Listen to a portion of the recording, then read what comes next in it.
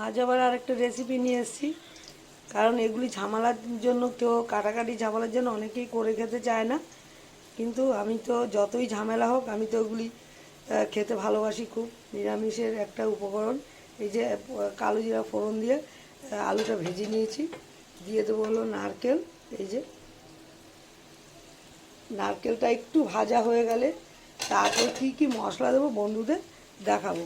এটা ভাজা হয়ে নে, তারপর দেখাবো। নারকেলটা আমার হালকা ভাজা হয়ে গেছে। দিয়ে দেবো আরেকটা উপকরণ, যেটা দিয়ে মেন উপকরণ, এই যে হলো চাল কুমড়োর পাতা ডাঁটা। এগুলি কাটাকাটি ঝামেলার জন্য আজকাল অনেকেই করতে চায় না, কিন্তু ঠিকঠাক করে করলে দারুণ লাগে। তারপর দিয়ে দেবো নুন আর হলুদ। এই যে একটু নেড়ে চেড়ে নিলাম, তারপর ঢেকে দেবো।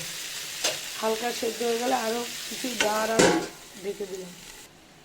চাল কুমড়োর ডাঁটাটা অনেকটাই আমার সেদ্ধ হয়ে গেছে। এই যে একদম মিশে গেছে। এবার দিয়ে দেবো হলো এই যে পোস্ত আর হলো কাঁচা লঙ্কা বেটে রেখেছি। আর কিচ্ছু দিইনি, আর সর্ষে ফর্ষে কিছুই দিই, শুধু পোস্ত আর কাঁচা লঙ্কা। সেটাকে মিশিয়ে নেব।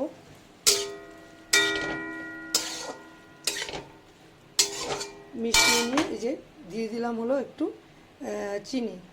নিরামিষ তরকারিতে চিনি না দিলে একদমই ভালো লাগে না, নুনের সব কিছু ব্যালেন্স ঠিকঠাক আসে না। এবার আবার কষিয়ে পরে আবার কষিয়ে আমি সামান্য জল দিয়েছি, খুব বেশি জল দিইনি। আর এই যে আগে ভেজে রেখেছিলাম বেগুনটা একসাথে দিইনি, ভেজে তুলে রেখেছিলাম, সেটা দিয়ে দিলাম। দিয়ে এখন ঢেকে রাখবো। ঢেকে রেখে কিছুক্ষণ পরে নামিয়ে দেবো।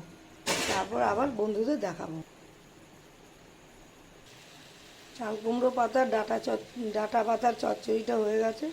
পোস্ত দিয়ে করেছি, দেখতে তো দারুণ হয়েছে, খেতেও দারুণ হবে। আমার মতো বন্ধুরা একবার করে ফেলতে পারেন। রেসিপি দারুণ কিন্তু হয়েছে দেখতে, খেতেও কিন্তু দারুণ হবে। আমি একটু চেখে দেখেছি, ভালোই হয়েছে। নারকেল দিয়ে এই ফার্স্ট টাইম করেছি, কোনো সময় নারকেল দিয়ে করি না। না, পোস্ত তো দেই, কিন্তু নারকেলটা দেই না, নারকেল দিয়ে করেছি, ভালোই হয়েছে। আমার মতো বন্ধুরা একবার করে ফেলতে পারেন।